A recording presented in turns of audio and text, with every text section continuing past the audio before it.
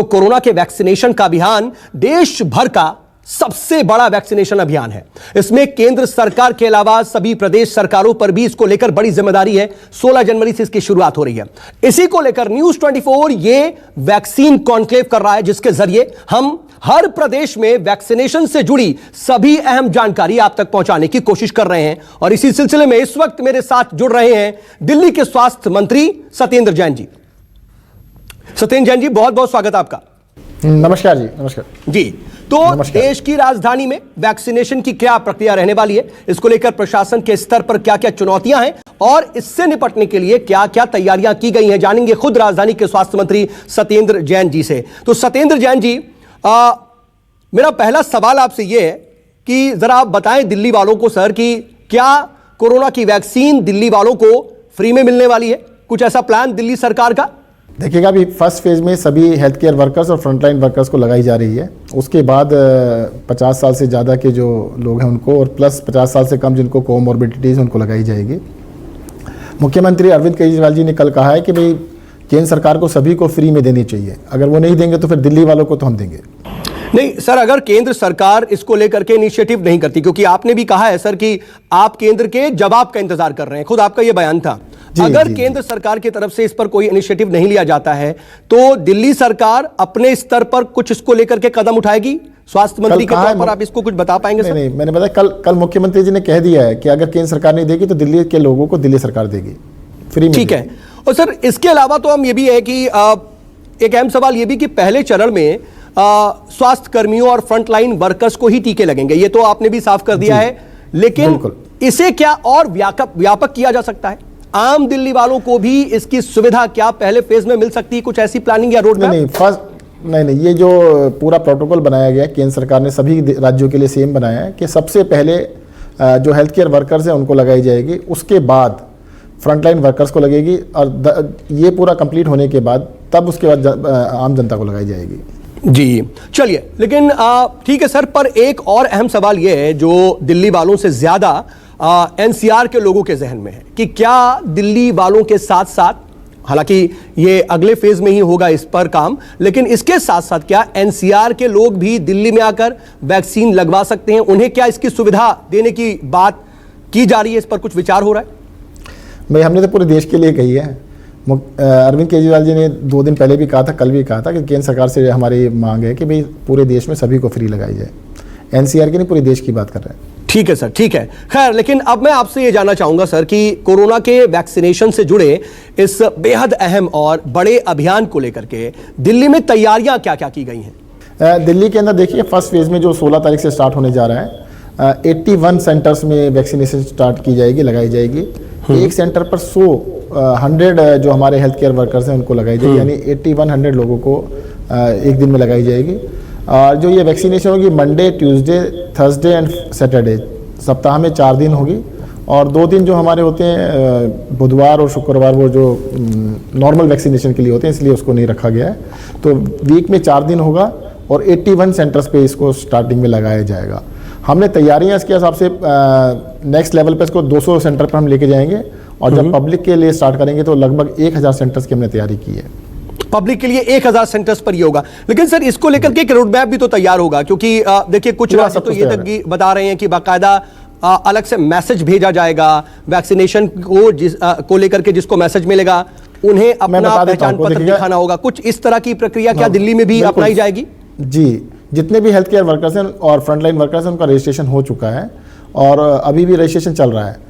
तो जो भी है उसको पहले मैसेज आएगा कि आपको इस सेंटर पर और इस दिन और इतने बजे जाना है, तो सबको मैसेज आएगा उस मैसेज के हिसाब से।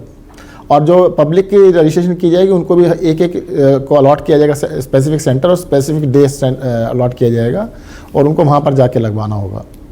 बिल्कुल उसकी पूरी तैयारी कर ली गई है। ओके, लेकिन सर इसके रखरखाव से लेकर के सुरक्षा तक के लिए भी खास एहतियात बरतने पड़ रहे हैं, तो इसके लिए आप लोग क्या कर रहे हैं? मतलब इसमें दिल्ली में किस तरह की चुनौतियां पेश आ रही हैं आपके सामने? देखिए, हमने पूरी तैयारियां प्रॉपर्ली कर ली है। 50 लाख वॉयल्स को स्टोर करने की कैपेसिटी इन प्लेस अभी है हमारे पास। अभी हमारे को 3 लाख वॉयल्स मिली है, तो 50 लाख तो इमीडिएटली हम रख सकते हैं, और उसको फर्दर भी एक्सपेंड कर रहे हैं। तो जो हमारे बल्क स्टोरेज सेंटर बनाए गए हैं, फिर सेकेंडरी सेंटर, डिस्ट्रिक्ट सेंटर बनाए गए हैं, पूरी स्टोरेज की व्यवस्था कर ली गई है। और जैसे मैंने अभी आपको बताया 1000 सेंटर्स तक की तैयारी हम पहुंच चुके हैं।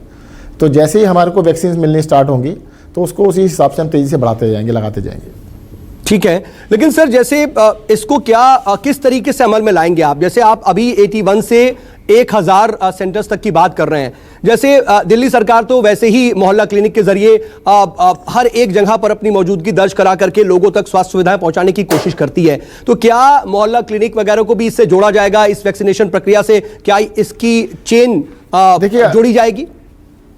जो फर्स्ट फेज़ है, फर्स्ट फेज़ में सिर्फ हॉस्पिटल्स को रखा गया है, सिर्फ 8 या 10 डिस्पेंसरीज हैं। बाकी 81 में से 70 के करीब हॉस्पिटल्स हैं। जो बाद में जो फेज़ होगा उसके अंदर हम डिस्पेंसरीज को, मोहल्ला क्लिनिक्स को, पॉली क्लिनिक्स को, सबको जोड़ेंगे। उसमें 1000 सेंटर्स बनाए जाएंगे। ठीक है, आने वाले वक्त में आप मोहल्ला क्लिनिक वगैरह को भी जोड़ेंगे। लेकिन सर आपने कुछ दिन पहले ये बताया था, जैसा कि अभी आप बता रहे हैं कि कई सेंटर्स अभी आपने तैयार किए हैं, तो अगर इन सेंटर्स के बारे में आप कुछ बता पाएं कि ये कैसे होंगे, इसमें क्या क्या खास सुविधाएं होंगी, क्या क्या एहतियात बरतने पड़ रहे हैं, और जरूरत पड़ने पर इनकी संख्या जैसा आप बता रहे हैं कि बढ़ाई जाएंगी, लेकिन एहतियात वगैरह क्या बरते जाएंगे? देखिए, एहतियात ये है कि जैसे आप किसी भी सेंटर में जाएंगे, सबसे पहले एक रजिस्ट्रेशन काउंटर होगा। तो वहाँ पर आपको आपके नाम से और जो आपका आई कार्ड है उससे चेक कर लिया जाएगा कि आप आए हैं। तो वहाँ पर बैठने की जगह थोड़ा बैठेंगे, फिर फाइनल जो वैक्सीनेशन के लिए हमारा फाइनल रजिस्ट्रेशन काउंटर होता है, वहाँ जाएंगे। पूरी आपका डाटा एंटर किया जाएगा, नाम, एड्रेस, फ़ोन नंबर, सब चीज़ें आपके एड्रेस लेके, तब उसके बाद वैक्सीनेशन के रूम में आपको लेके जाएंगे। वहाँ पर वैक्सीनेशन होगा। वैक्सीनेशन होने के बाद आपको एक वेटिंग एरिया में आधे घंटे के लिए, 30 मिनट्स के लिए आपको रखा जाएगा, ताकि कोई भी एडवर्स अगर इवेंट होता है, कोई भी थोड़ा बहुत इन्फेक्शन, मतलब उसका एडवर्स इवेंट होता है, उसको मॉनिटर करने के लिए। और वहाँ पर सारी तैयारी की गई है। किसी भी तरीके की किसी को भी कोई तकलीफ हो तो उसके लिए हमने सब इवेंट से निपटने के लिए सब तैयारी की है। ठीक है, लेकिन सत्येंद्र जी, आप हमने पिछले दिनों देखा कि कुछ वैक्सीन को लेकर के कई तरह की खबरें भी आई, इसके दुष्प्रभाव को लेकर के भी कई तरह की चर्चाएं हुई। तो जो ऑब्जर्वेशन की प्रक्रिया है, क्या जैसा आप बोल रहे हैं कि आधे घंटे तक उनको ऑब्जर्व किया जाएगा, उसके बाद कोई व्यक्ति या फिर कोई भी स्वास्थ्यकर्मी जब घर जाएगा तो उसके बाद भी कुछ दिनों तक वो ऑब्जर्वेशन में रहेगा, या फिर जो एक सर्टेन पीरियड तक उस सेंटर में रहेगा, उसके बाद अगले डोज के लिए उसे आना है सीधे? देखिए, आधा घंटा वो सेंटर में रहेंगे, उसके बाद 28 दिन के बाद उसको दोबारा नेक्स्ट डोज के लिए बुलाया जाएगा। और देखिए, ये भी एबंडेंट प्रिकॉशंस के लिए बहुत ज़्यादा सतर्कता बरतते हुए आधा घंटा रखा गया है। नॉर्मली किसी को कोई भी रिएक्शन होता नहीं है, पर फिर भी कि किसी तरह से दिक्कत ना हो तो उसके लिए हमने प्रिकॉशंस के लिए 30 मिनट्स रखे गए हैं। और साथ ही साथ हमने दिल्ली के अंदर सभी हॉस्पिटल्स को डायरेक्शन दी है, अगर कोई भी आदमी ऐसी शिकायत लेके आता है कि भाई मैंने वैक्सीनेशन लिया था, मुझे ये तकलीफ है, गवर्नमेंट हॉस्पिटल है या प्राइवेट हॉस्पिटल है, उसका इलाज तुरंत किया जाएगा। नहीं, लेकिन सर देखिए, इसको लेकर के ना कई तरह के आपने निर्देश देखिए कोरोना के वक्त में भी दिए थे। प्राइवेट अस्पतालों की उस वक्त किस तरीके की कार्यशैली थी, उसको लेकर के कई तरह के सवाल उठे, आपने देखा। लेकिन कोरोना से ज्यादा अब वैक्सीनेशन की प्रक्रिया पर भी कहीं ना कहीं एहतियात बरतने की जरूरत होगी। सर, आपने एक निर्देश तो जारी किया, लेकिन ग्रास रूट लेवल पर इसका इंप्लीमेंटेशन हो, जिन भी स्वास्थ्यकर्मी या फ्रंटलाइन वर्कर्स को ये वैक्सीनेशन दी जाए, अगर कोई दिक्कत आती है तो सरकार इसको लेकर के सिर्फ अस्पतालों को निर्देश दे रही है, या फिर किसी तरह के और भी स्टेप्स की जरूरत पड़ सकती है, या फिर कुछ आप उठाएंगे, कोई किसी तरह का कोई नंबर वगैरह भी, टोल फ्री नंबर या कोई जो और स्टेप? जो भी हमसे वैक्सीनेशन कराएंगे उनको एक नंबर दिया जाएगा उसी टाइम पर, कि आपको कोई भी दिक्कत होती है इस नंबर पे कांटेक्ट करके आपको तुरंत उसके लिए कोई भी सहायता उपलब्ध कराई जाएगी। वो हमने 100% किया है। और इसी वजह देखिएगा, सबसे पहले हेल्थ केयर वर्कर्स जो कि खुद डॉक्टर्स हैं, नर्सेज हैं, वो उनको सब कुछ पता है, तो सबसे पहले उन्हीं को लगाया जा रहा है। वैसे देखिएगा, ऐसा कोई सुनने में तो अभी तक नहीं आया कि कोई एडवर्स इफेक्ट हो रहा है, तो ऐसी कोई दिक्कत नज़र नहीं आती है।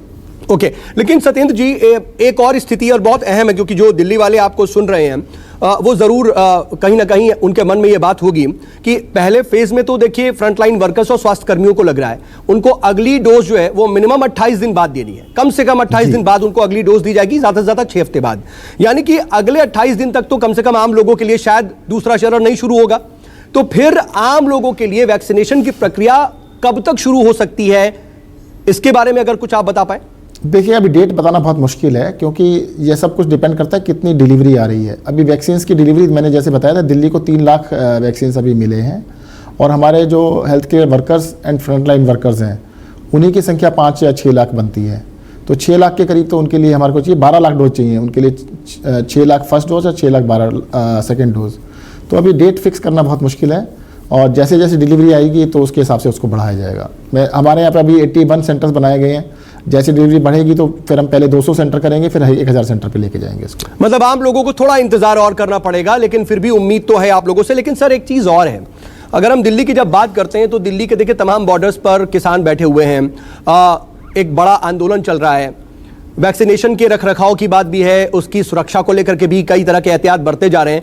क्या लगता है कि इस पूरे आंदोलन का कुछ असर कुछ वैक्सीनेशन की प्रक्रिया पर पड़ सकता है क्या, या उसकी कहीं ना कहीं उसको देखते हुए कुछ अलग से तैयारियां की गई हैं आप लोग की तरफ से? मुझे नहीं लगता उसकी वजह से कोई दिक्कत आने वाली है, और किसान लोग अपना सिर्फ डिमांड रख रहे हैं, वो कोई सुरक्षा के लिए किसी तरह का कोई खतरा नहीं है, ऐसी कोई सोचना भी गलत है। वो हमारे ही परिवार के सदस्य हैं, इस तरह की बात तो सोचना भी बिल्कुल ठीक नहीं है। देखिए सारी डिलीवरीज आ चुकी हैं, अब 3 लाख डोज दिल्ली में आई कल भी, और परसों 2 दिन के अंदर आ गई, कोई दिक्कत नहीं है किसी तरह की, मुझे नहीं लगता इससे कोई समस्या होने वाली है। ओके ठीक है, चलिए अच्छी बात है, कम से कम एक पॉजिटिव जेस्चर से आप ये सोच रहे हैं कि पूरी तरह से इस प्रक्रिया को अमल में लाया जाएगा। लेकिन सर अंत में मैं चाहूंगा कि आप न्यूज़ 24 के माध्यम से दिल्ली वालों के लिए क्या संदेश देना चाहेंगे, ये बताएं। देखिए मैं कहना चाहूँगा कि वैक्सीन जरूर आ गई है, फिर भी आप सतर्क रहिएगा, मास्क जरूर लगाइएगा, सोशल डिस्टेंसिंग का पालन कीजिएगा। कोरोना आज दिल्ली में बहुत कम हो चुका है, पॉजिटिविटी 0.5% से भी नीचे जा चुकी है।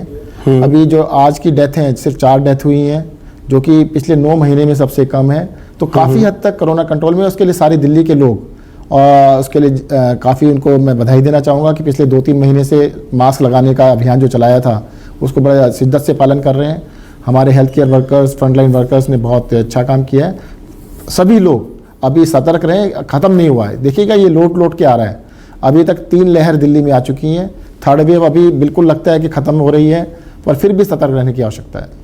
जी, तो मुझे लगता है कि सबसे अहम बात जो है आपने अंत में जो कही है उस पर ध्यान देने की ज़रूरत है।